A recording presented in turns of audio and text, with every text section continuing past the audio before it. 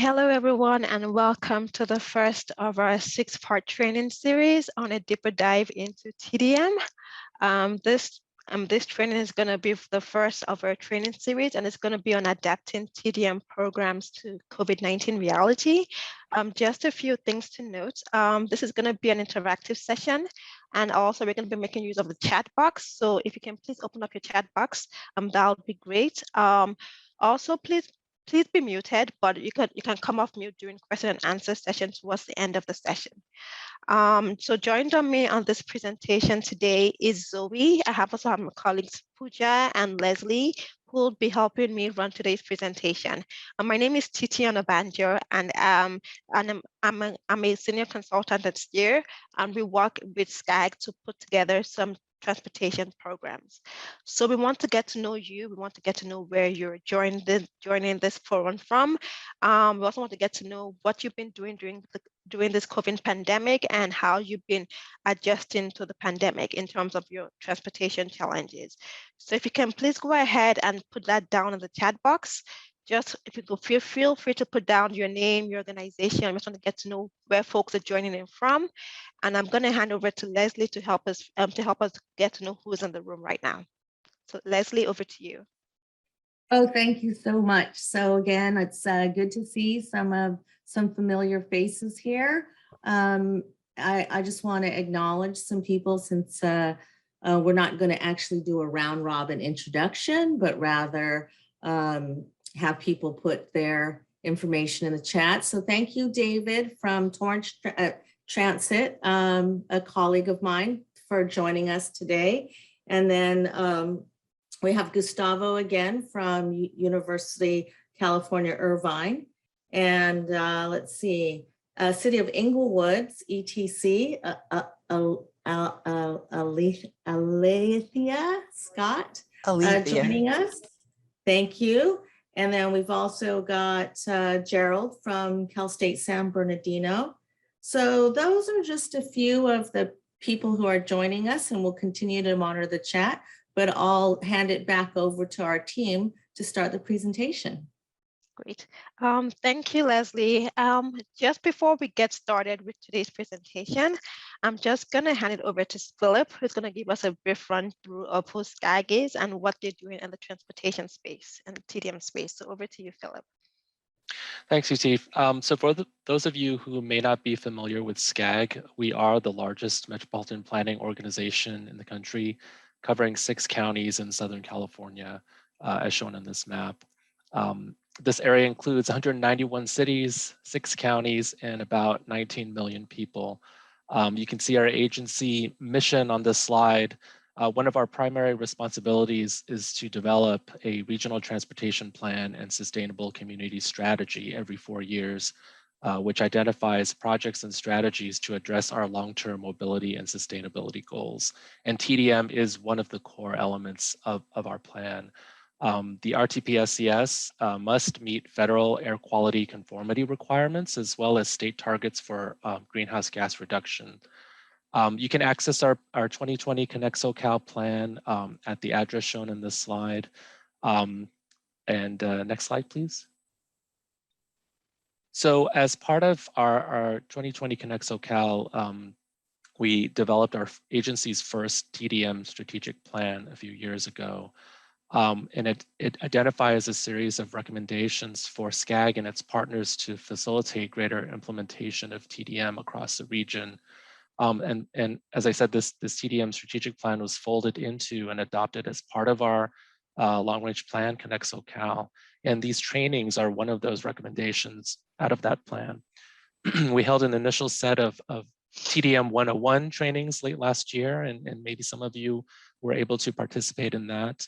Now we're beginning a series of deep dives or more focused training workshops. And with that, I'll hand it back over to TT. Thank you, Philip.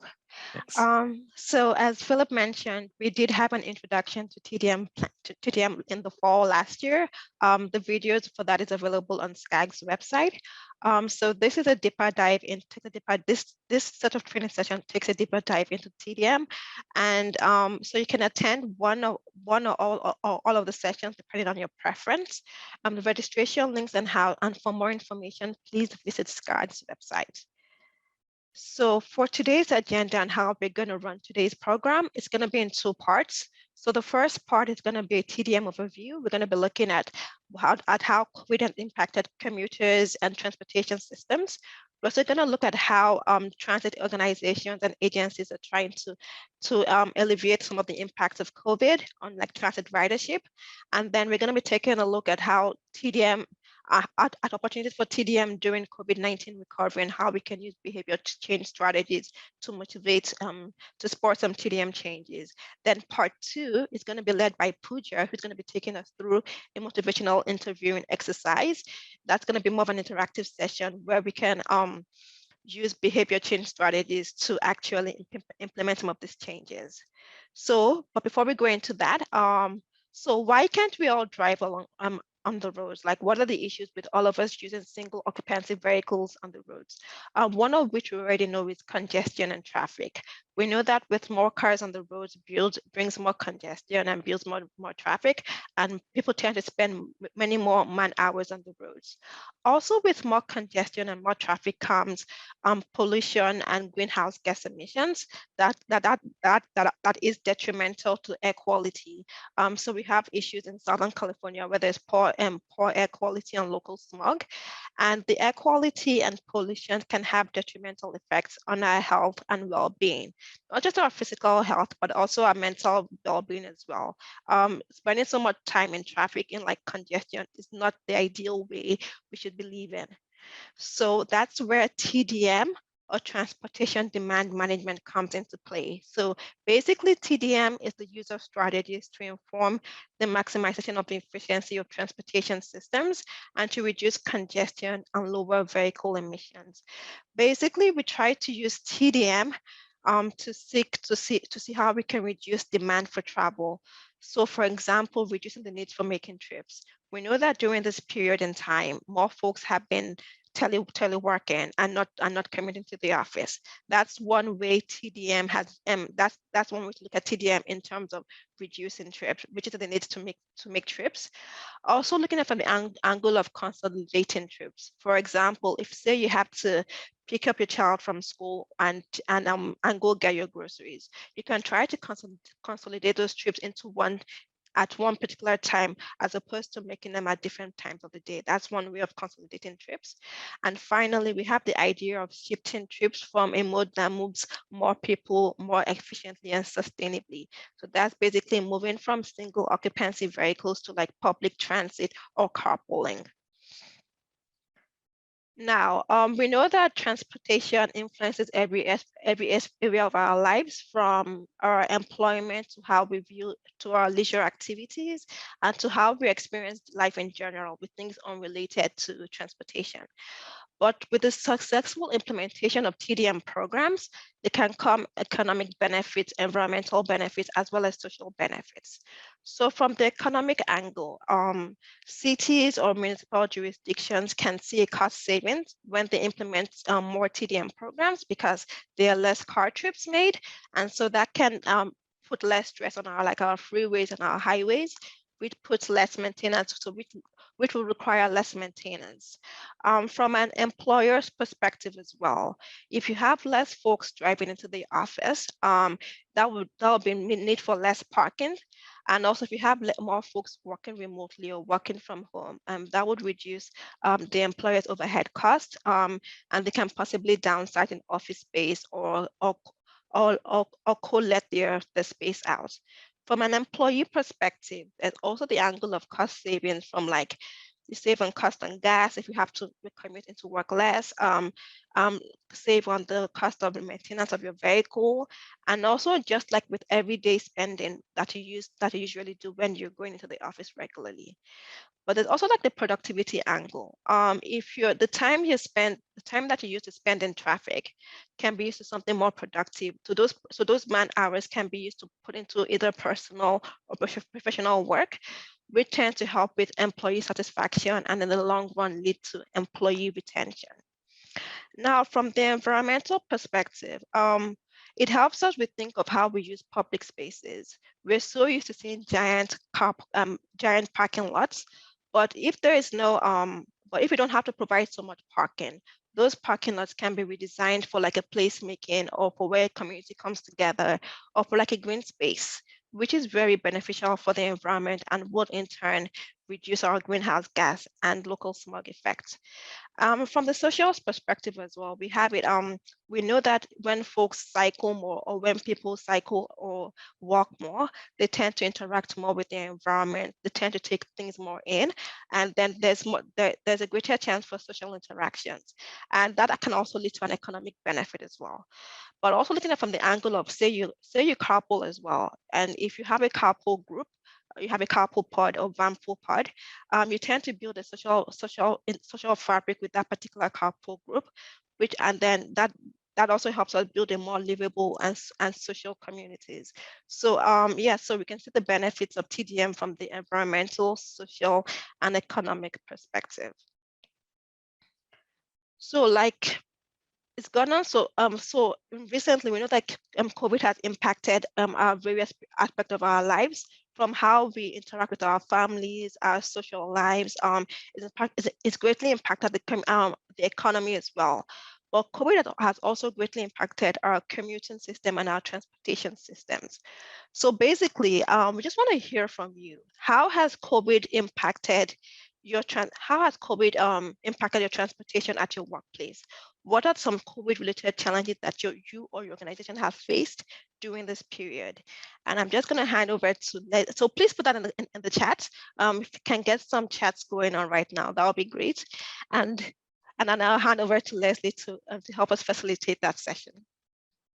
Thank you, Titi. Again, I'm looking at my my chat box here, and I'm hoping that some of our colleagues on the call will let us know. I do know my friends over at Torrance Transit might be able to share some things that happened with, again, transit operators. So David, thank you again.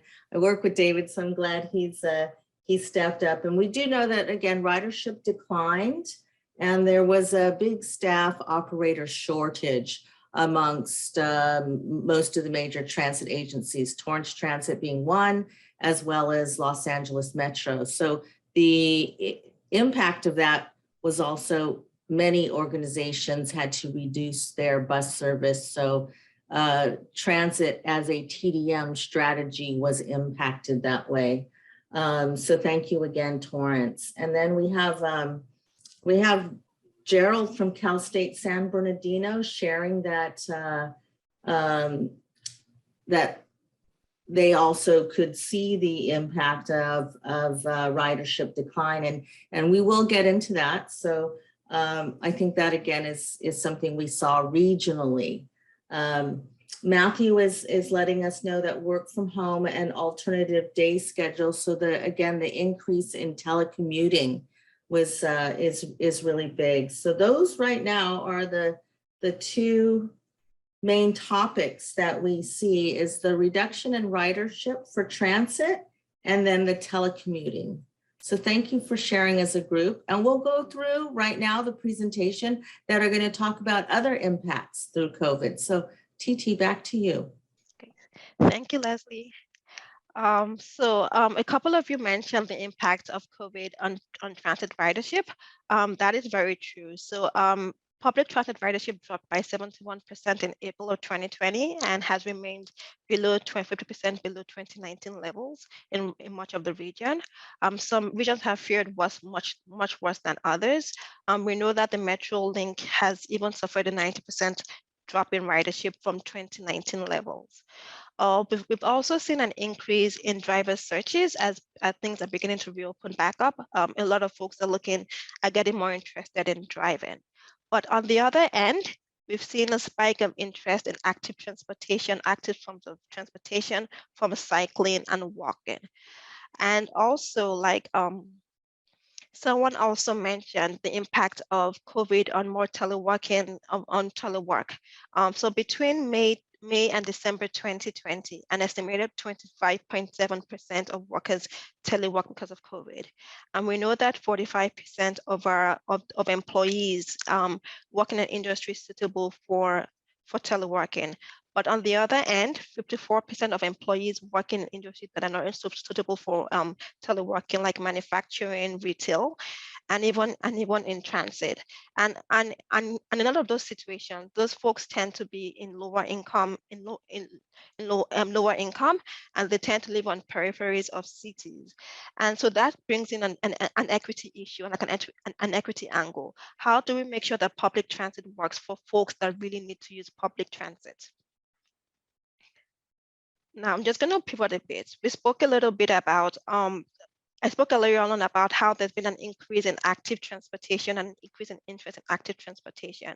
And some communities and some jurisdictional governments have taken an interest in active transportation. One of them was Hermosa Beach. So basically, Hermosa Beach, Hermosa closed one of the busy lanes on one of their streets to tailor to build a bike lane and to also help COVID impacted businesses set up outdoor seating and dining. So that allowed residents and visitors to eat, bike, and walk while maintaining a safe outdoor social distancing. So with this, we saw an increase in active transportation activity. We also saw more street engagement and more social interaction. In the same vein, SCAG also recently put out a Resilient Streets Toolkit. So the idea behind the Resilient Streets Toolkit was to help in the revitalization of street space and to support active transportation, community engagement, and events. So the idea was to support a lot of like community engagement, reimagine how we use our street space, especially when there was no vehicular traffic around. So this fostered COVID safe activities and creatively promoted active transportation. So these are a few municipal governments that got involved in active transportation and promoting active transportation from that angle. But on another angle, we also looked at what a few employers did in terms of pivoting their program a bit to fit into like the current situation. For example, this is a program from Ontario, York Region in Ontario, by TMA called Smart Commute. So the aim of this campaign was to understand the transportation needs of York Region residents and employers, and to understand how COVID had impacted their daily commutes. So through this campaign, we got folks were encouraged to design their ideal commute. Like, what would their ideal commute look like if there was no pandemic? So a lot of them involved active transportation and making public transportation more accessible. So based on the participation numbers, the organization had built resources to increase commuters' confidence in active transportation and cycling in particular.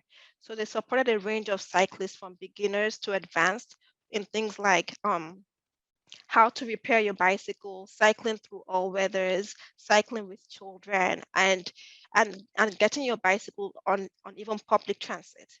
And to promote this beyond the current pandemic, they provided incentives that would encourage folks to cycle even beyond the pandemic and to engage into their daily commute.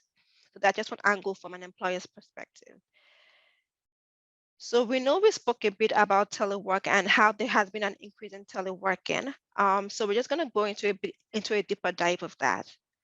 So we know that by 2025, 22% of the workforce is forecasted to work remotely, and that's going to have added benefits for employers, employees, and also the environment.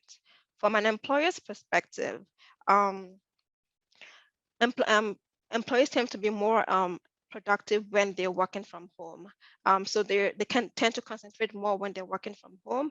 And also there's also a decrease in operating costs when you don't have to run an office 20, maybe 5 days a week.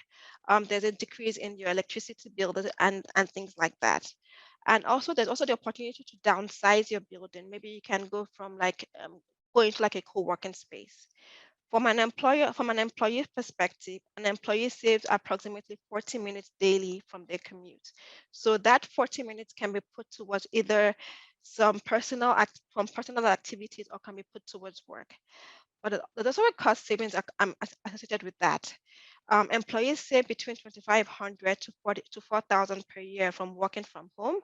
That's either due to a decrease in like gas, decrease in like not spending on gas, also cost of parking and car maintenance, as well as lowered food cost. Now, from an environmental perspective, with less cars being on the road from commuting, brings less greenhouse gas emissions. And also in terms of our degrading office materials that we use, that also we reduce the amount of degrading office materials we use when we work from home. So there are a few different modified work from home and teleworking programs out there. We know that going into the future, as we come out from the pandemic, most workplaces are going to move to a hybrid work model. The South Coast AQMD has an alternate work schedule where folks can work 4 days per week for 10 hours per day, as opposed to a five-day per week 8-hour day. So with that, employees save employee commuting reduces by approximately 20%. On the other hand, we also have the 980 modified work week, and that's when an employee works for 8 9-hour days and then one 8-hour day one 8-hour day and then one off day during a 2-week span. So basically what that does is that it gives the employee one extra day off during a 2-week span. So for example, your regular week is five working days, and in 2 weeks that's 10 working days. But with a 980, your regular working week will be nine working days, and you get one extra day off. So with modified work schedules and hybrid work schedules comes these challenges. So how do we overcome some of these challenges, especially when you don't have all the folks coming to the office at the same time? One of such challenges is the lack of coordination between in-office staff and remote work employees. So how do you foster collaboration with both sets of groups? One way might be to set specific days for in-office collaboration. Research shows that collaboration can be spurred more when folks are together in the same room. So you can set a specific day during the week where you say, okay, everyone in this team should come into the office on a particular day. Now, if you have most of your folks working either remotely or in a hybrid situation, what do you do with your office space? What do you do with your rents? You can look to potentially go into a co-working space or downsize to a smaller building. But if, for example, you're in a fixed rent situation where you have like a 3-year rent situation, you can look into potentially like collecting your space out for a particular amount of time. We know that also during pre-pandemic, and we know that some employers give transportation benefits to their employees that were commuting into work. So what do you do in that situation where folks aren't coming into to work as often? Well, you can transition that transportation benefit into work from home stipends, where it helps, where they can be helped to purchase maybe like a desktop or make their work from home environment more comfortable. There are also a few other common challenges with telework in general, not just hybrid workplaces, but with telework in general. And some of these teleworking challenges affect minority populations more than affect minority populations more. And so one of which is the feeling of like isolation, especially with new hires. Um, when you join like a new organization during the pandemic, it can be a bit awkward because you haven't met your coworkers in person before. You don't know how like you don't have like that team spirit or that team bonding. One way to alleviate that might be to schedule non-work related activities like games nights or virtual happy hours where you just talk about non-work related stuff. You get to know your coworkers from in a non-work environment. There's also the issue about lack of ideal working conditions at home, and this affects minority populations more than others. For example, compared to a white household, a Black household has 20% more people in its household compared to a white household, and Latin families tend to have 80% more people in their household compared to a white household. So that brings to the forefront like privacy issues and privacy and lack of space issues. So sometimes to eliminate such biases, you can have a virtual working policy that mandates that maybe your employer should have a virtual background so that you can protect the privacy of of folks in their home. The employer can also help subsidize materials that enhance work from home productivity, like providing high-speed internet or even providing another space for them to work, maybe like a cafe that would make their work from home experience much better. Now we know that, and then the final challenge is how the bloodlines between our personal and our professional lives. We know that people tend to work much longer when they work from home because they tend to start work earlier and end later. But one way to alleviate this is maybe set hard start times and set hard break times, and set hard stop times. And one way to do this might be to set end of day calendar events that you can prioritize, maybe like going to the gym or cooking with your family, where that you know you'll be forced to stop work at a particular time. So these are just a few of our teleworking resources that are going to be provided to you at the end of this presentation. So one of which is the Telework Toolkit. So the Telework Toolkit gives ideas, gives information on how you can make your how you can improve your work from home policies, like your IT, technology, and your work from home policies. ACTS also has COVID-19 resources, not just teleworking, but it has return to office resources, it has commuting resources, and it has hybrid working resources. In the same vein, SCAG also has a 2DM toolkit that will be making available to you after this presentation. And finally, you can employ the services of a telework consultant that can work with your IT department or your HR department to put in place certain technologies and policies that will make it comfortable for your employees to work from home comfortably. We also have a few resources that will be given to you at the end of this presentation from a few TMAs and TMOs. So one is from iCommute. So iCommute has a comprehensive work from home program that looks into technological evaluations and managerial training as well. The Santa Monica TMO also has a resource guide for employers into how they can implement proper work from home strategies. Now that we've spoken a few about like teleworking and active transportation, but we're also beginning to see that things are beginning to reopen and people are beginning to return to the workplaces.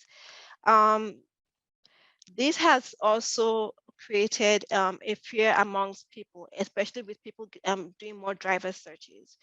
And there's also a fear about getting back on public transit. A few folks are afraid about getting back on public transit because of the idea of COVID being more transmitted on public transit. So we have to plan ahead of that. We have to mitigate some of those risks and some of those fears of more vehicles of seeing more single occupancy vehicles back on the road.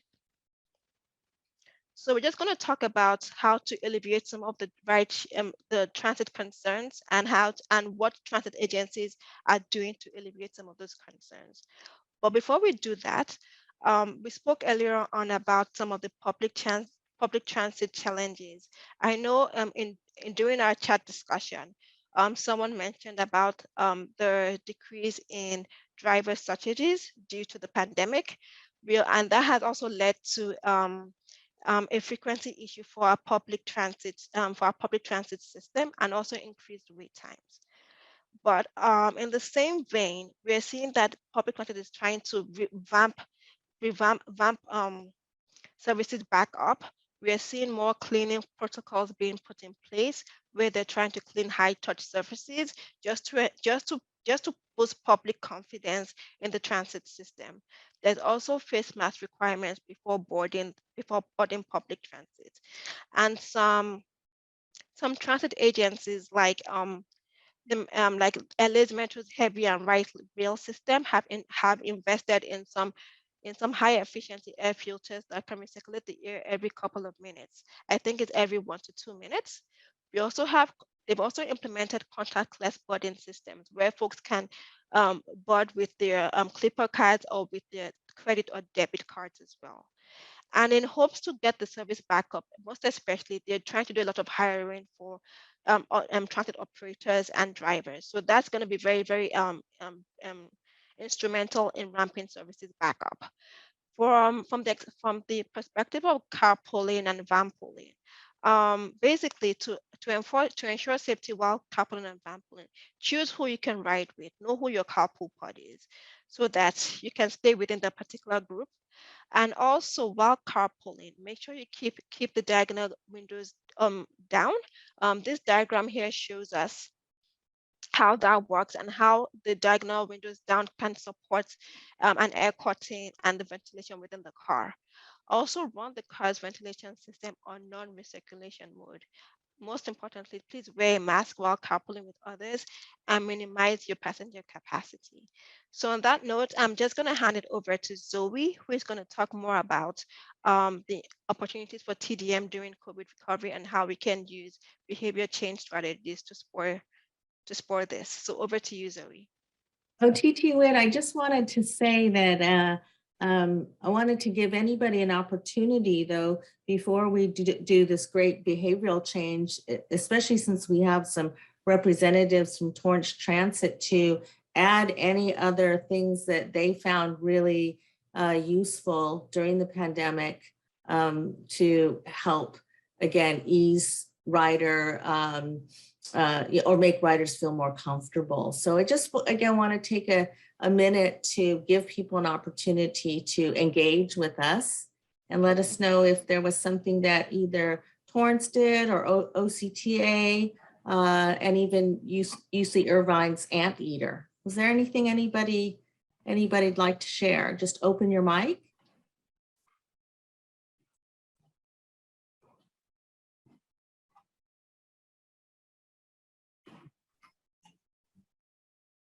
Okay, I guess we have a quieter group than we did the first time around. So Zoe, go ahead with our behavioral change, because that's really, really exciting for a lot of us. Yeah, thank you so much, Leslie, and thank you, Titi. So right now, as many of you know, we are in a period of transition. Many employers are starting to require that employees go back to in-person work as COVID rates are declining. And these new in-person requirements means that people are breaking their old working habits and starting to form new commute habits.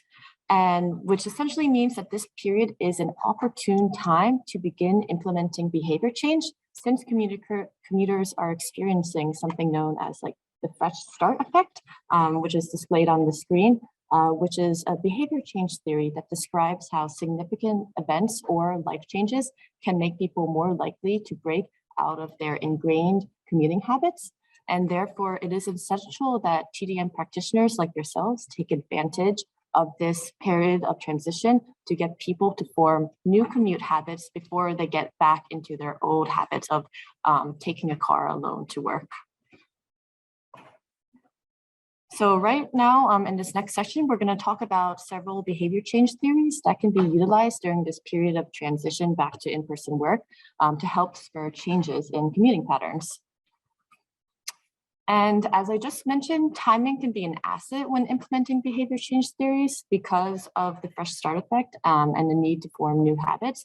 And so we especially need to apply behavior change today within this COVID recovery period to ensure that people are engaging in risk reduction behaviors when they are commuting to the office or at the office, and not prompting another surge of COVID through the return of in-person work.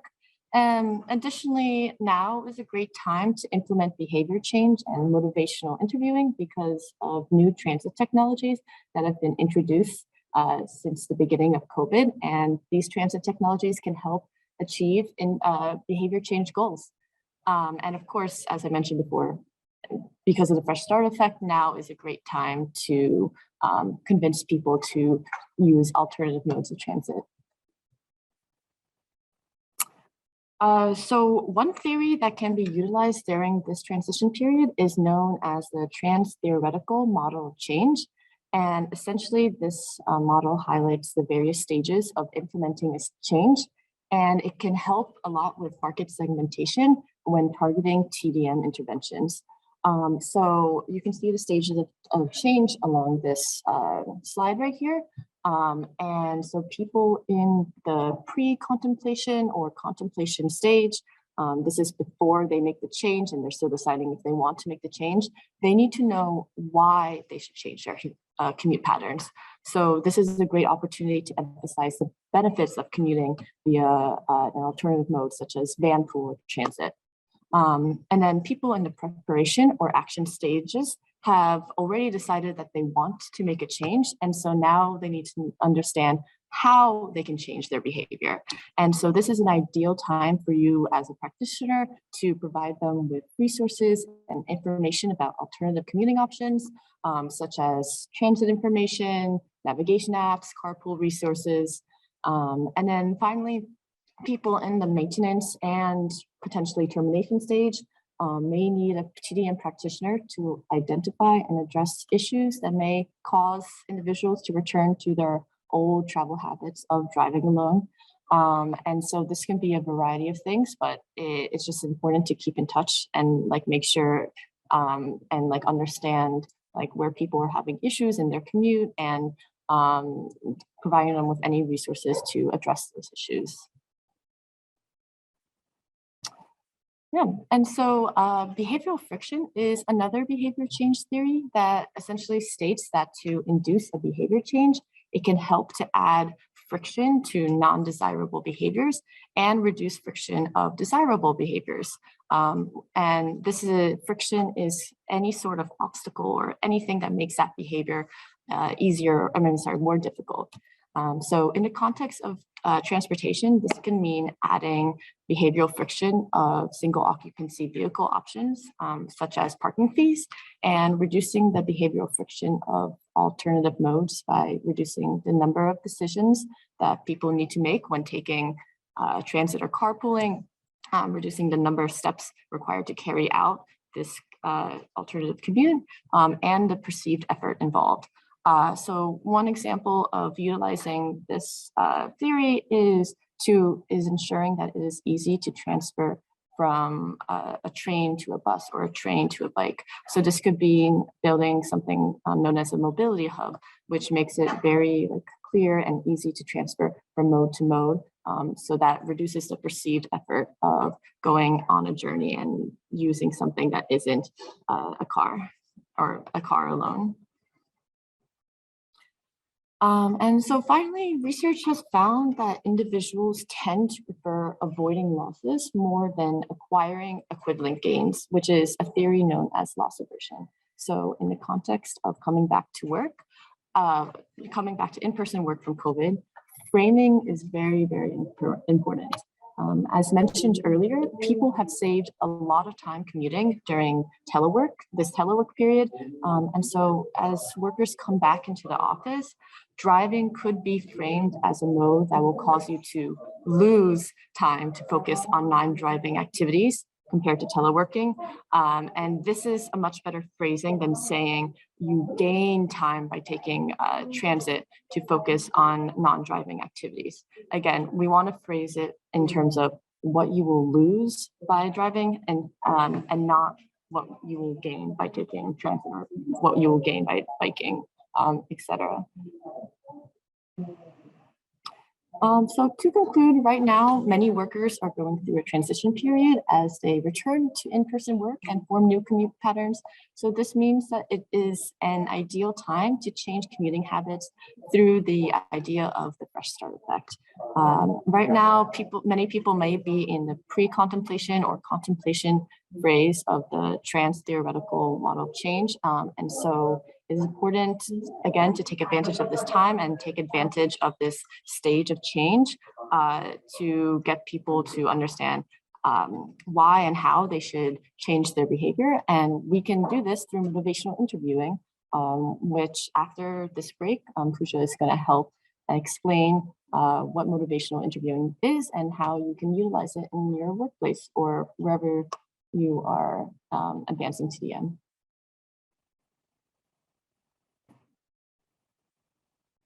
So we're going to go on a 5-minute break, but once we come back from that break, Pooja is going to be putting us, I'm going to be taking us through a motivational interviewing exercise.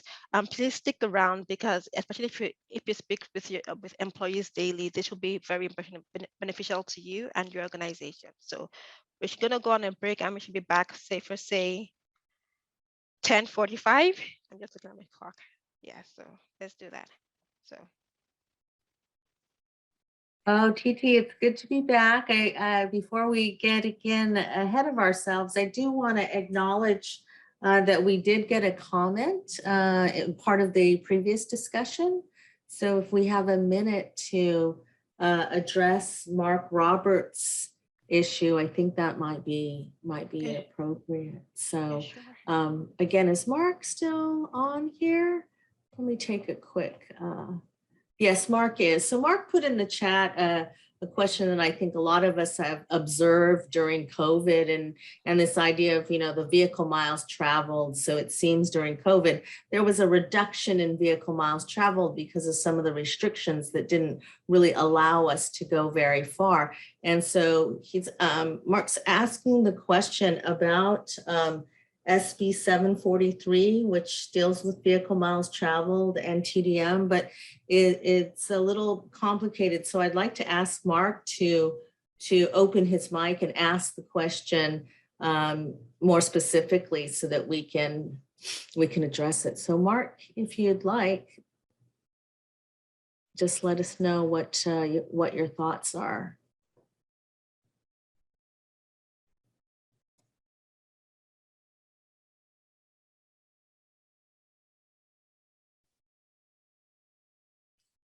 Well, maybe Mark is still on his break, so we can again hold that till the end, but I didn't want to be remiss in not acknowledging his question about vehicle miles traveled and SB 743.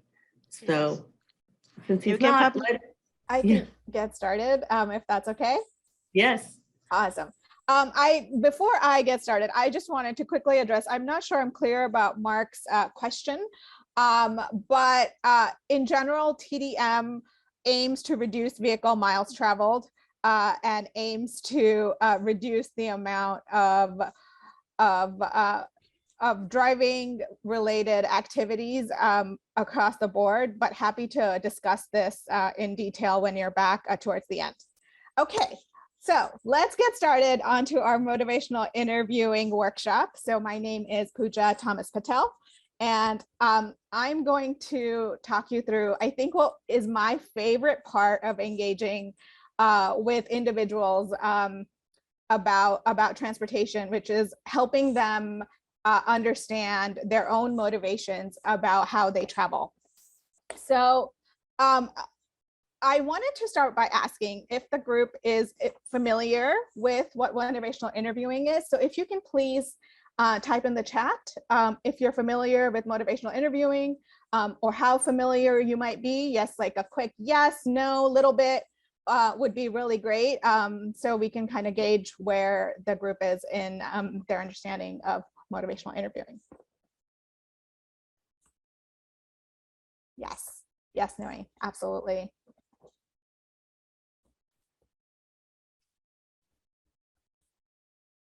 Thanks, Leslie.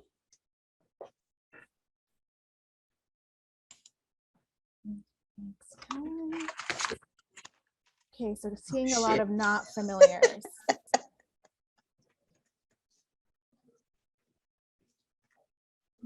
Okay. Right, so yeah, we've got some folks again from OCTA. Thank you for letting us know that you're not familiar, but also We do have notes saying that the open-ended questions.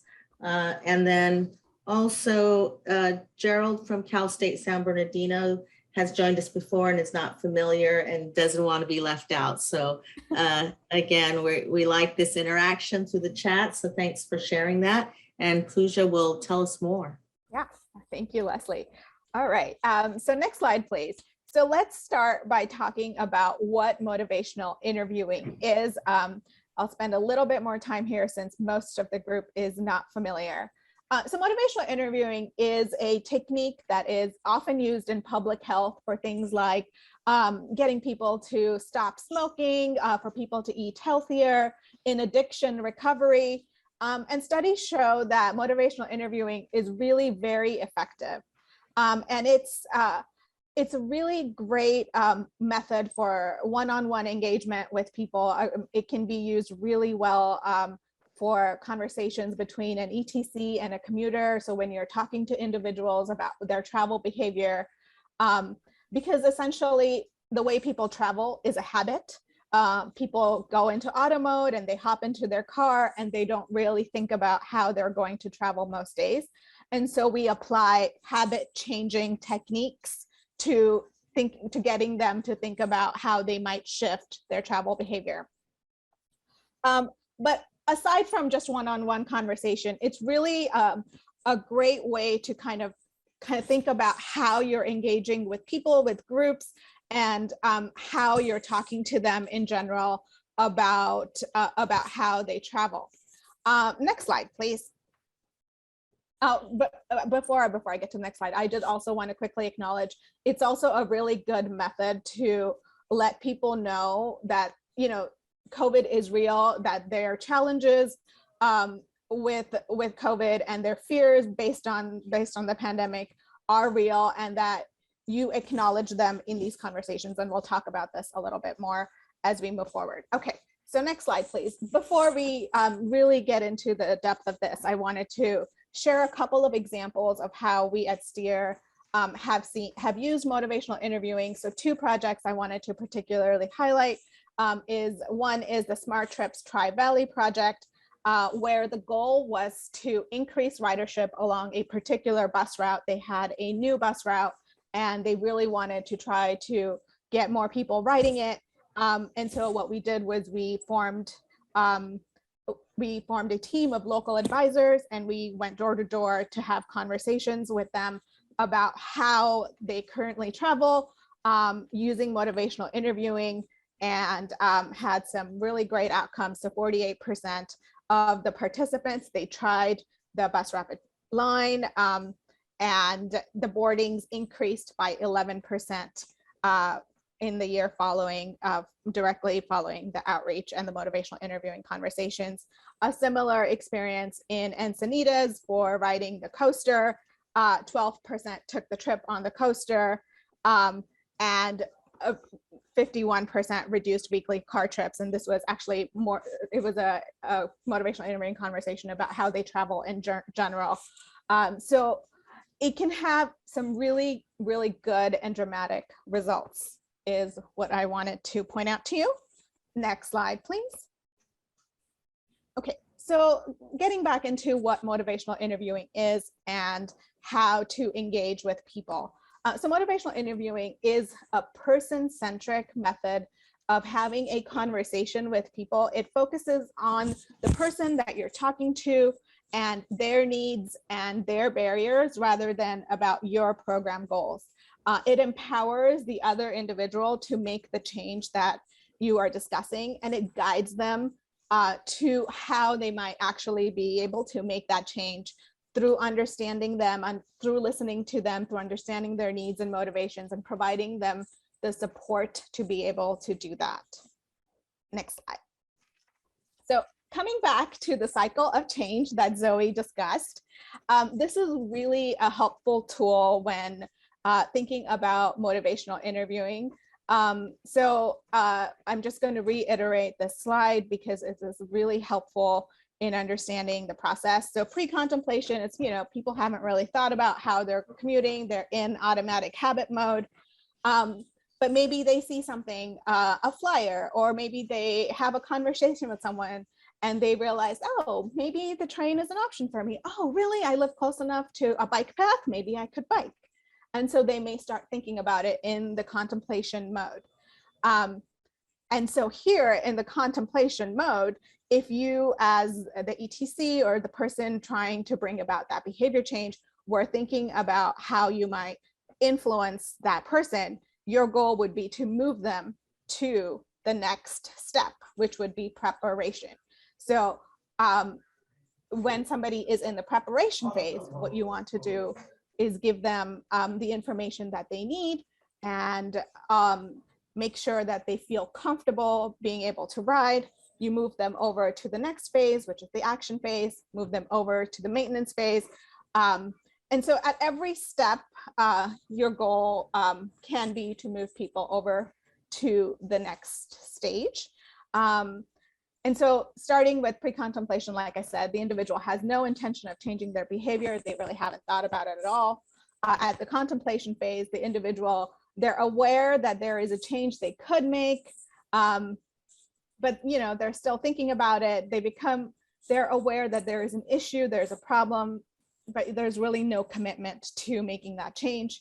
During that preparation phase, they've made a decision to change because they may have come to the conclusion that the change would be good for them. They believe they can do it. And so this is where you prepare them to do it. Action phase, of course, they've started engaging in that desired behavior. And maintenance, sometimes, life changes happen and termination can happen. So they may stop, riding the train or stop carpooling. And that's okay, because we can still move them back into the cycle through conversations and motivational interviewing. Next slide, please. So also wanted to emphasize what motivational interviewing is not. So it is not telling people what they should do. How many of you like people telling you what to do? I don't know, I don't. So it's definitely not telling people what to do. And it's not telling people or pushing them to make a behavior change. It's not forcing them into a change. People have to come to their own realization that they need to make a change, and that is the only way to get sustained behavior change. So that's really what motivational interviewing is about. Next slide, please. So before we talk about how to apply behavior change tools, I want to talk a little bit about the writing reflex. So we as human beings, we really we have this reflex to fix things. We like to solve problems. And it's motivated by our desire to help others. And sometimes it can be a little bit of a problematic reflex. And so Zoe and I are going to demonstrate a couple of conversations. When we do this workshop in person, we pair people to have these conversations, but obviously it's a little bit different in a virtual method. So Zoe and I are just going to demonstrate two versions of a similar conversation, one using the writing reflex and the other using some motivational interviewing techniques. Next slide, please. Okay, you ready, Zoe? Sure. So our first example, I am going to pretend to be an or employee benefits coordinator, and I will be promoting healthy eating through promoting the use of eating more vegetables and encouraging employees to incorporate more vegetables into their diet. So, hi Pooja, I'm a representative of your employer. We have been talking to people about well-being through healthy eating. Have you been eating 2 to 3 cups of veggies per day? I try, but probably not always. Okay, well, as you may know, eating vegetables is really important because they have many essential nutrients and they can help maintain a healthy weight. And if cooked well, they can taste delicious. You can add more veggies into your day easily by making smoothies or adding them to dishes that you already cook. So do you think that you will eat more vegetables in the future? Yeah, thanks. Like I said, I already try. but sometimes it's really hard to cook vegetables with my schedule. I have a toddler and I work full time, and it's just sometimes we just pick stuff up on our way home because he's hungry and he needs to eat right away after preschool. It can just be really hard. Mhm. Okay, well, So yeah. go ahead. So that is one example of a conversation. She told me a lot of information and she told me how I should do something. But she really had no understanding of my lifestyle or what my circumstances are. I'm gonna try a second conversation. Hi, Pooja. I'm a representative of your employer. We're talking to people about well-being through healthy eating. Have you been eating 2 to 3 cups of vegetables per day? Not really, but I try. Not always. I don't usually make it. I mean, yeah, I try. And so do you want to be including more vegetables into your diet? Yes, I do. I really do. Mhm. It's just sometimes it's hard with my schedule and toddler, Mhm. and yeah. Mhm. And if you don't mind me asking, like, why do you want to be including more vegetables into your diet? What is motivating this? Yeah, I mean, I want to be healthier. I Mhm. always feel better when I eat more vegetables. And then I Mhm. also, I want to set a good example for my child, right? I want him to eat healthier. And so it's really important for me. It's just day-to-day life sometimes makes it hard. Mhm. Right. And do you know what you think you can do to incorporate more vegetables into your daily eating habits? Yeah, I guess I do. I can definitely try to meal prep over the weekends. But also my kid loves smoothies, so maybe just Mhm. adding vegetables to smoothies is probably the easiest way to do it for me. Yeah, that's a great idea. I also love smoothies. I think they're delicious. And so those are some fantastic ways to incorporate them. So what do you think that you're going to do next?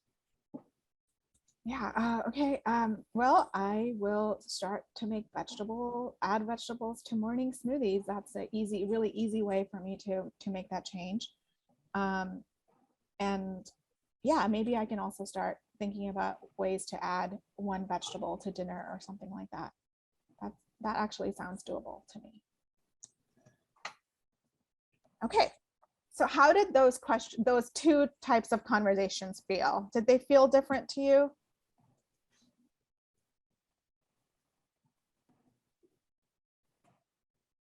Anyone? Who's Yes. that right? I think I think that was a really good example, right? The eating is something we can all relate to. And again, we're looking for ways to motivate people. And so Mark's saying that the second conversation is sort of less pressure, Less pressure, right? yes. So Absolutely, less that's pressure. And Zoe let me come to my own decisions, my own conclusions. She asked me what was important to me and how I could make that change. So I came up with a solution versus her telling me what my solution would be. And it may have been the same one. It was probably the smoothie answer, right? It was the same solution, but it doesn't work the same way if somebody else is telling you what to do.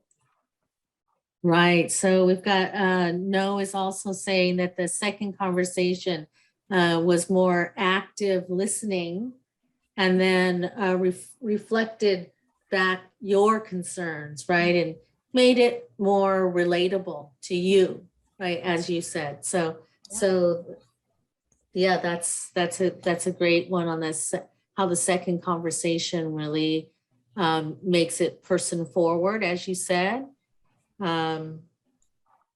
So yeah, and of course, Renee is reinforcing this example, like we say, the eating is something we can all relate to. And so the best way to get, what is your smoothies are, of course, the best way to get vegetables.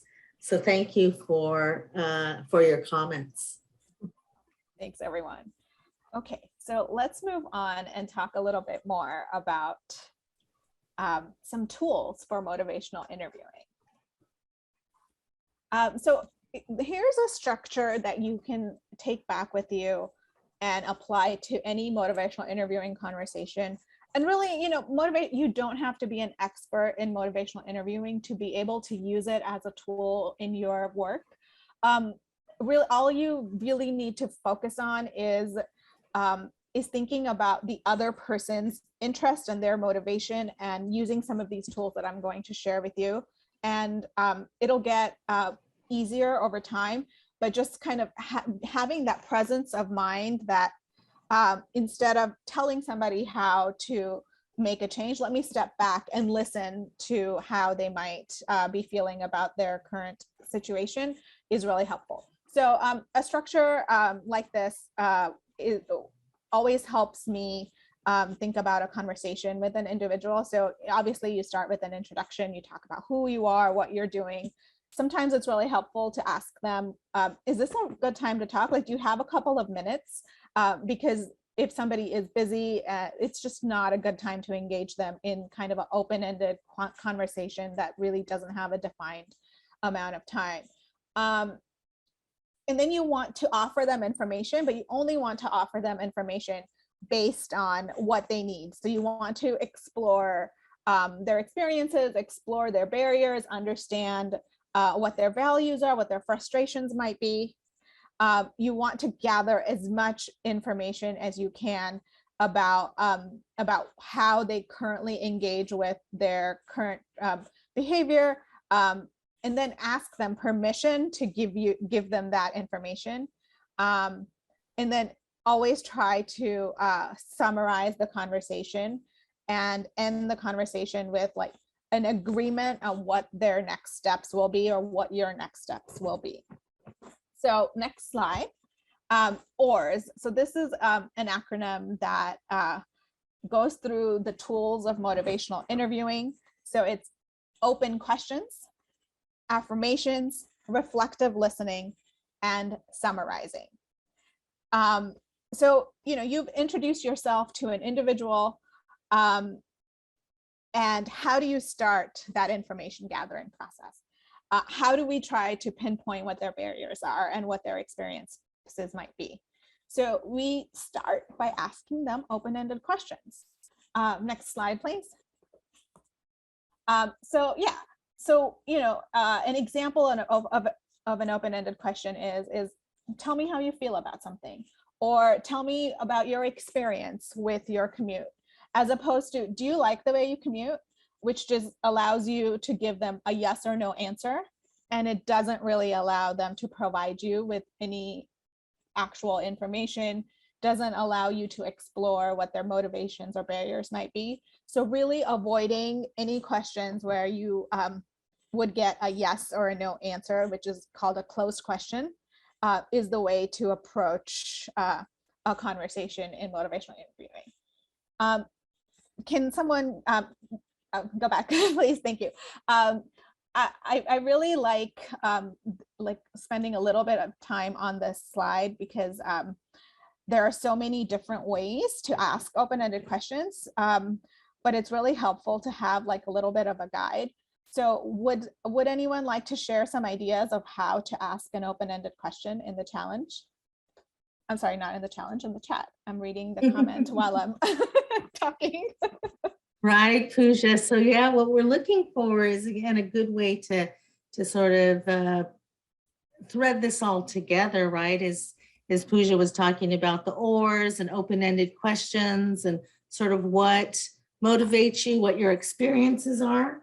What is your main concern? Yes, that's a good question. A good way to ask that question, Gerald. Absolutely. What is your main concern, or what are some of your concerns? Yes, absolutely.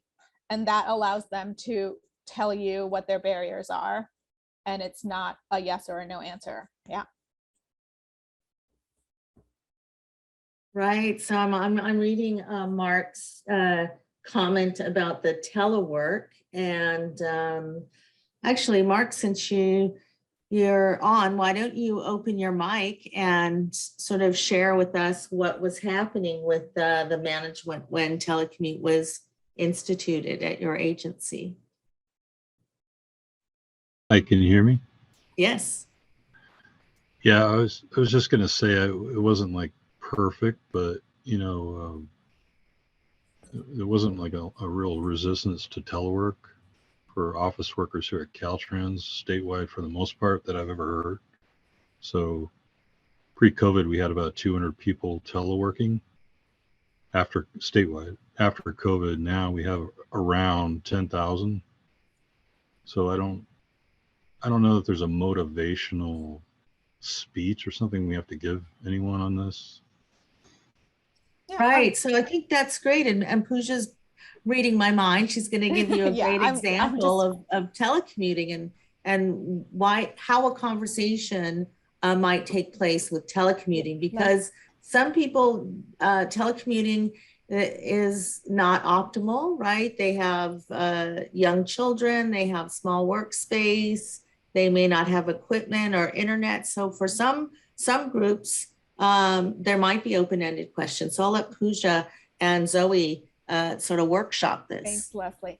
Okay, so Mark, you're absolutely right. I think that with teleworking is kind of, it was a forced teleworking situation. And so it was not necessarily something that you would have had to use motivational interviewing on.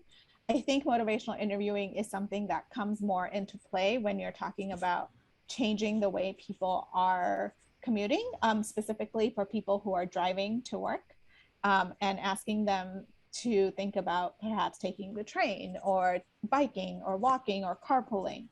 And as we're coming out of the mostly remote phase, many employers are shifting back to in-person, in-office schedule. So like my employer is now transitioning to 3 days a week in the office. And this might be a way to kind of go back and work backwards and maybe use motivational interviewing to talk about why more teleworking could work for your employees. And so it can potentially work in the teleworking context, and also what Leslie said, it doesn't work for everyone. So there's some conversations there, but in general, I think that the point of the motivational interviewing activity is to shifting commute mode from driving to non-driving methods. Does that answer your question? Yeah, I think there's some real physical issues though for some people.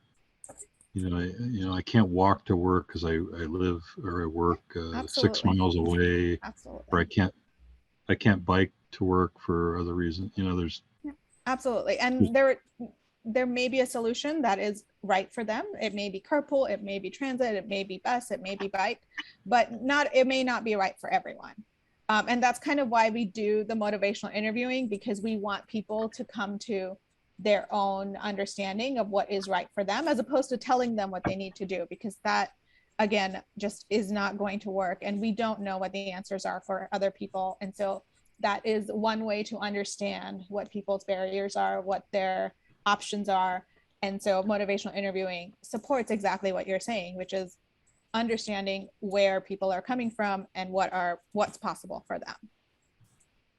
Right, and I'll relate something very, again, COVID pandemic situation, and that is that sometimes you'll have this motivational interviewing conversation at a time where someone is living 6 miles away, but then due to different circumstances later on, they've moved closer. And that conversation that may have happened a year ago could spark interest in the person if they moved closer, right? And then that's where it can be effective. It's not as if motivational interviews need to have an outcome right away.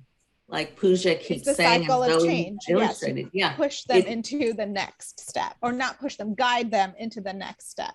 Right, when they are at that moment of change, right? So it's not really linear in the sense that a lot of conversations are, I want to have the conversation and I want an outcome.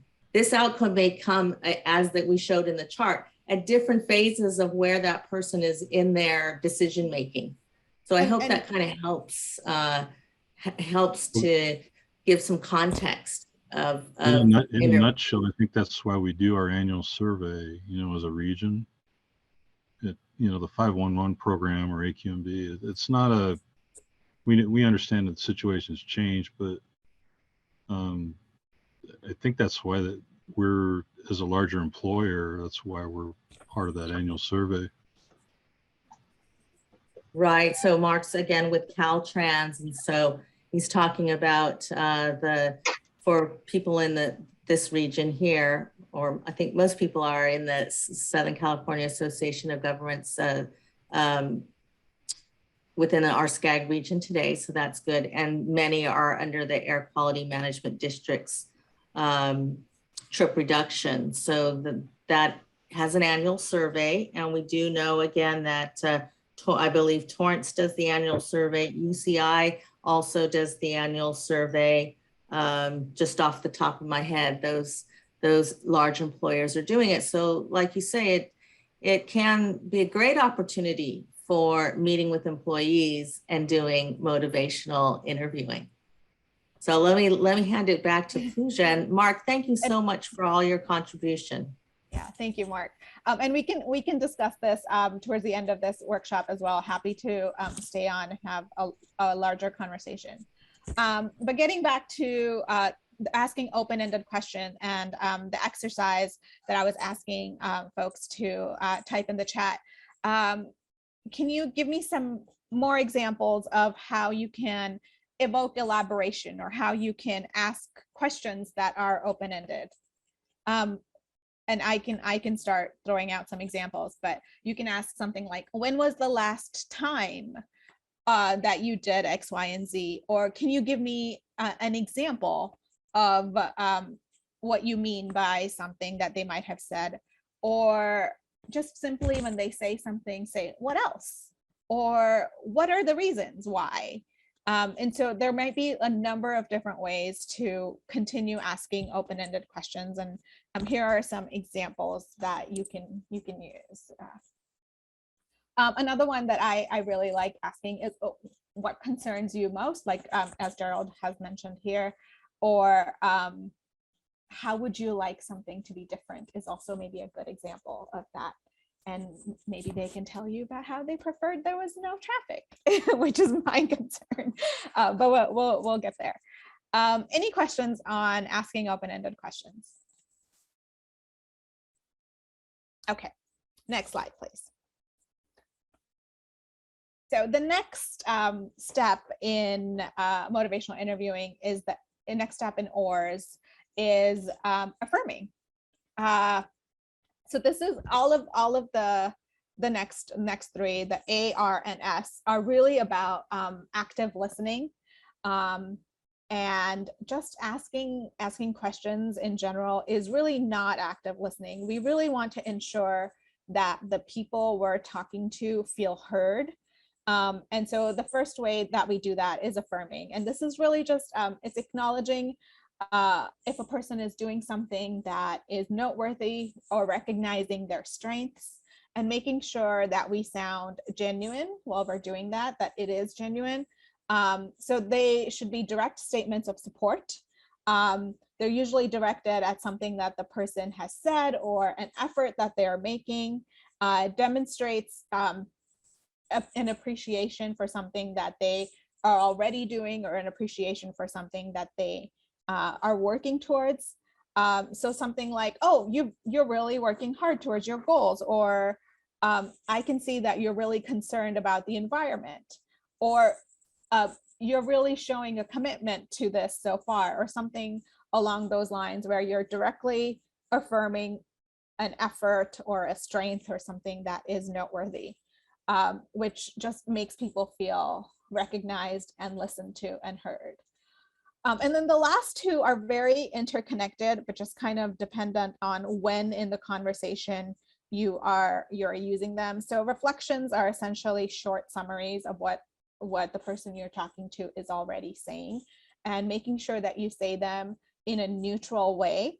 And so some ways to reflect back to someone could be, oh, it sounds like you X, Y, and Z, or it seems like, or just simply saying, so you, and then repeating what they have said back to them.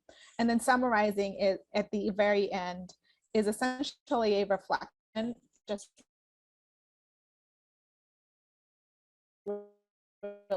of the full conversation, final summary of that conversation. And just some tips for active listening. Allow for silences. This is something that most people are really uncomfortable with, but when you're having a conversation with someone and you get that little awkward pause, it's okay to sit with it, because that often prompts someone to elaborate or give you more information. And it's just a really good way to be more of an active listener. And then just things that I've already said. Affirmations should be genuine, and when reflecting, a statement will always work better than a question. So to not ask them a question back if you're working on the reflection phase, but just a statement repeating what they might have said to you. Okay, next slide, please. So we're going to do another scenario demonstration with you. And in this case, Zoe is going to use some of the tools that we just learned and ask me some questions about transportation. Okay. Hi, Pooja. I'm a representative of your employer. We are talking to people today about how they commute to work and potential alternatives that they could use for driving. So how do you currently get to work? I usually drive when I do go into the office. Mm-hmm. I haven't been going that often lately, but I drove yesterday and it took me 15 more minutes than what Google was saying. It was a really frustrating experience being in bumper to bumper traffic. And I kind of started my day in the office and just kind of not a great mood. Yeah, I understand. Traffic is really frustrating and that sounds really stressful, especially having to deal with it every workday that you decide to go to the office in person. So I'm really sorry to hear that.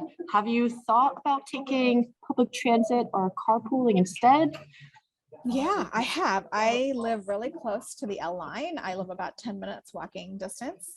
I moved during the pandemic and I haven't commuted by train. And so just like every time, and I haven't gone to the office that often since, but I've just driven because it's just been easier for me. And I haven't, formed that habit of taking the train for my commute. I just haven't really done it. Yeah. Okay. Yeah. No, I hear that you mentioned that like you don't like to drive and deal with traffic, but you have taken a train before. What else do you enjoy about the train aside from just avoiding the traffic during driving? I love the train. Being close to the L line was actually one of the reasons why we moved where we did. I really like not being able to I really like being able to listen to podcasts or watch videos and just not having to be on high alert during the entire time. Yeah, and I also really like not having to pay for parking in downtown. Right. No, I'm definitely hearing you. And I also agree that it's great to be able to take the train and have more me time for videos or podcasts or doing anything else that doesn't require the intense attention of driving during traffic that I know you mentioned that you didn't like. And you like to save money by not having to pay for parking downtown. So what exactly is holding you back from taking public transit more often then? It's just habit, I guess, and just haven't gotten into a routine with taking the train. Okay. Yeah. So you keep driving because that is what you've always done. Would you be open to trying to take the train to work sometime? Yeah, actually I would. Oh, that's great. Okay, so I actually have a tap card here with some stored value on it, and you can utilize this to potentially try taking the train more often to work and seeing how it works for you. And hopefully you'll be able to gain some of that time, that me time back. I'm excited to try it. So anyone want to highlight some of the points from our motivational interviewing tools that Zoe might have used? Or in general, just talk about how that conversation may have felt. I mean, obviously that was maybe a little bit easier because I am a TDM person who actually really enjoys taking the train. I know where the train is and I live where I live because of access to a train. But, you know, in general, how did that conversation feel? Did you feel like she was reflecting and guiding? Any specific points that you might want to point out? Well, Gerald from Yes, again, Gerald. Cal State, Gerald from Cal State San Bernardino talked about the tap card, but it, you know, it is good to mention that part of the conversation, right, that really kind of hooks you or gets you is that there was an offering, right? The offering of a tap card as an incentive, right? So and that's barrier removal, right? Like if Leslie, exactly, like there's an offering and that's a removal of barrier. If somebody is prepared and ready and interested, and you know, they may not go out and buy their own tap card or buy their own fare, but if you give it to them, that takes that barrier, that step in the barrier away. right, and what's interesting about the motivational interviewing is that a lot of times we start with the incentive, right, as the pitch, but as we saw in the presentation, the earlier part of the presentation, it's again reinforcing and getting people to make that decision. So the offering came later after Pooja was able to come to this conclusion that yes, I might really want to take the train again.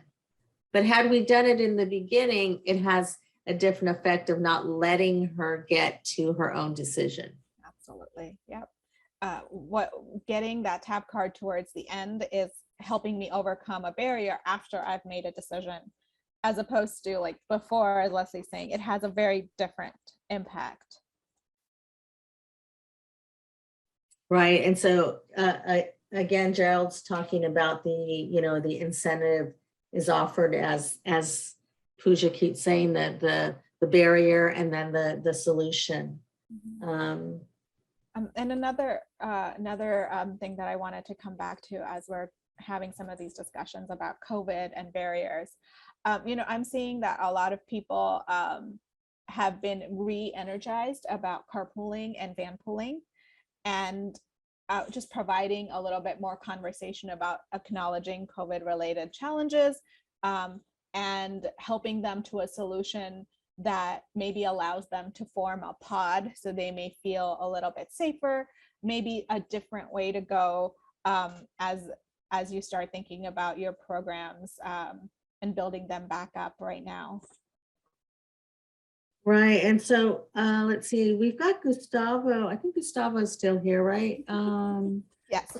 And I'm going to call out. So we spoke to Erica for another similar project about the programming at UC Irvine. And so she also mentioned that the van pools have declined and that van pooling may be going up again. So I don't know, Gustavo, did you have anything to share about the van pooling options at UC Irvine? Currently, we're working on increasing the number of van pullers coming into our campus, but it's definitely been a challenge because there's people coming into campus and then there's others who are not coming into campus. So we're just trying to find the right amount of people who are interested in sharing a van pull as well. Right. So Gustavo, again, hopefully this is something that you can employ, meaning not employ as an employer, but that you can use this motivational interviewing as a way to talk to people who might be interested and sort of, again, get them to that commitment level for the van pull. So I hope that this is helpful that way. Most definitely, we're trying to figure out ways we can reach out to everyone who's previously been in a van pull and then of new interest, of course, and then just finding sort of certain incentives for people to, you know, want to join the van pools. Right. And did I get my numbers right? Were there about 40 van pools at one time at UC Irvine? About 25-ish. Okay, so 25. So I recalled it was substantial, and I guess I inflated that in my head. But again, substantial number of van pools that were 20 something and then had actually decreased. So these are the challenges of COVID, right? Is having had a van pool program and now having to rebuild it. So I think it's great that you're working on this for UCI. And then let's see, let me check the chat.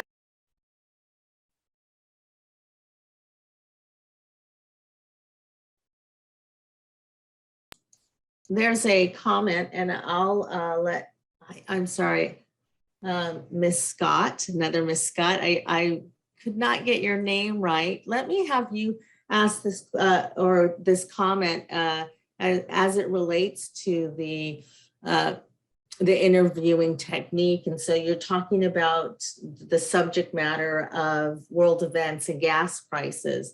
So do you want to expand a little bit more on how you think this fits in the conversation? Yes. Hello, everyone. Yes, I just think that with all the current events that are happening, I think the communities, employees, instead of talking about how high gas prices are, they may be willing to look at alternatives to getting and commuting to work.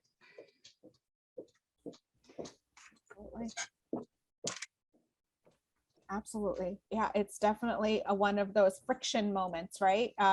Where it's becoming harder to drive. Mhm. Absolutely. Yeah. And then Zoe, do you want to expand on the slide that had the positive and the negative and how we can frame these issues? Yeah, of course. Right. And how that's a great example, right, of that positive, negative, right, and the subject of world events and gas prices. right. So there are a lot of, there's a lot of contextual behavioral friction that is adding on to the costs and hence the behavioral friction of driving, such as gas prices. But I also think it's very important to acknowledge that since the beginning of COVID, there have been many, many changes and improvements in the transportation world, new technologies, new bike lanes. And so an option that maybe didn't exist for somebody before COVID now might exist, or something that would have, for example, one example of like behavioral friction to taking biking, for instance, or a behavioral friction that could be reduced to encourage cycling is having bike lanes that are actually connected. So there's no breakage points in between bike lanes, so people don't have to go back onto the sidewalk in between break and bike lanes. And so there has been a lot more bike infrastructure that has been implemented since COVID. And so that is an example of how the behavioral friction of biking has been reduced, in combination, of course, with the behavioral friction of driving being increased through this current surge in gas prices. So now it's just, and I go ahead. Sorry, I didn't mean to interrupt, but I wanted to say there's also a conversation to be had for framing it as loss aversion versus gaining something here. Yeah. Right. So the loss aversion, let's kind of expand a little bit on that and what you mean by loss aversion in this case of gas and world events. So again, a lot of research has found that it's just important to phrase, even if, I think the studies regarding this is if you give somebody, I don't know, a t-shirt, for instance, would they be willing to pay for that t-shirt?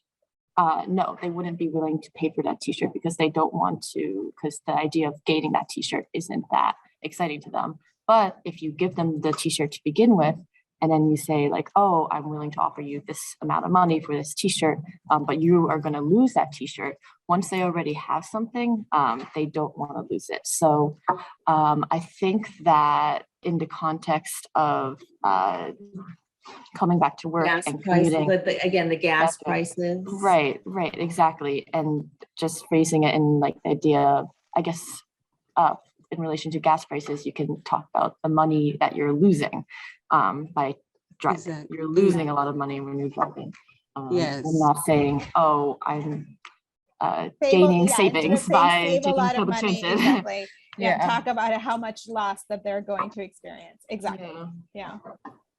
Right, because it usually, or in the beginning of TDM, we talked a lot about the gains. That's my point of like, look how much you'll save. I mean, you can find old posters that show piggy banks and things like this. But this method is saying that the framing is what you're going to lose, right? Loss aversion, right?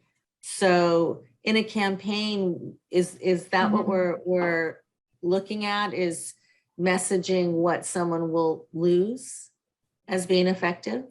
Yes. Yeah, exactly. That's exactly what the loss aversion theory states, is that it's more effective to focus on what you're losing rather than what you're gaining or saving. Right, and that's kind of counterintuitive to what some TDM programming, especially with the AQMD, is very incentive driven, right? Your plans are meant to show what the incentive is, and yet the effectiveness that we see with the interviewing and the conversation is to show what people that people are reacting more to what they'll lose. So I think that's just a point I wanted to reemphasize for those who've been in this field for a long time. We have seen the evolution of the messaging change a bit. I think, yeah, and I think that's a great point. And in the TDM world, we do often phrase things as like, oh, taking transit is better for the environment, or it's better for air pollution. And I think it's like, it could be useful to phrase it as, oh, as more people drive, you are losing your clean air, instead of like, oh, instead of saying the opposite, saying like, oh, you will gain a better air quality, you know, saying you will lose air quality. I think that could be a more effective means of like conveying the benefits of taking alternative modes. Okay, thank you. Any other questions, or shall we move on? Thank you. Thank you for again enticing us with the subject of world events and gas prices, because I think that really got us to see how again these methods work in a current day situation.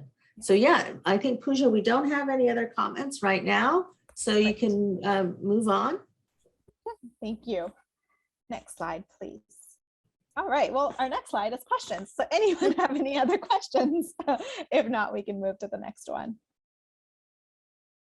Okay, let's move on. So just a couple of housekeeping items. I'm going to post a feedback link into the chat. If you can please take a couple minutes to just give us some feedback on this training, would very, very much appreciate that. And then we will also send this link out in an email following. But if you can just take 2 minutes before you leave this call, would be very grateful. Right, our call is scheduled to noon, so we'd appreciate it if you sort of stay on this schedule and fill out the survey for us. And then you'll also get 15 minutes back of your time, since we've gone through this presentation quite at a nice pace. And I think let's see, I also am looking to see one more time if we have any other comments. I did want to acknowledge that Matthew from Lancaster had made some comments earlier that I didn't quite weave into our conversation, but Zoe talked about it when she talked about the bicycle infrastructure. And so again, I know in Lancaster, they've been doing some corridor planning. And so Matthew talked about bicycle and pedestrian, some of the, again, the barriers. And as we see during COVID, it became an opportunity, right, for us to do some gap closures with bike and pedestrians. Let's see. Again, Matthew, if you want to, though, open your mic and, excuse me, if you want to further comment on that while people are doing their survey, please feel free to let us know what you think.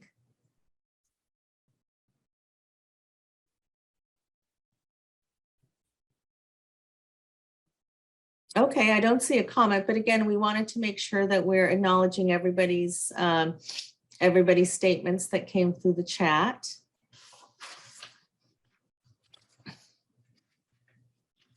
So I think, let's see if I'm looking at our schedule, Pooja. Yeah, it goes back to you. Yeah. Yeah. TT is just going to post the upcoming trainings sign up link in a moment. We'd love to see you at some of our future sessions. We have 5 more left. And we have some really interesting topics as well. And otherwise, if you have any last minute questions or anything else about today's conversation, be happy to stay and chat for a few minutes. And yep, the flyer is in the chat. Please feel free to click and sign up for some of our other trainings.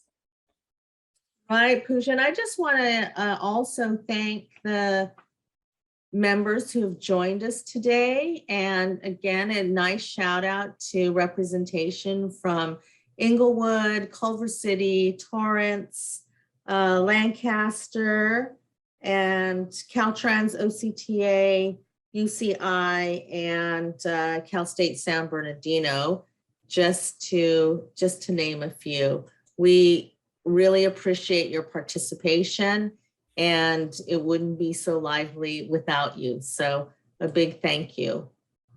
Yes, thank you very much.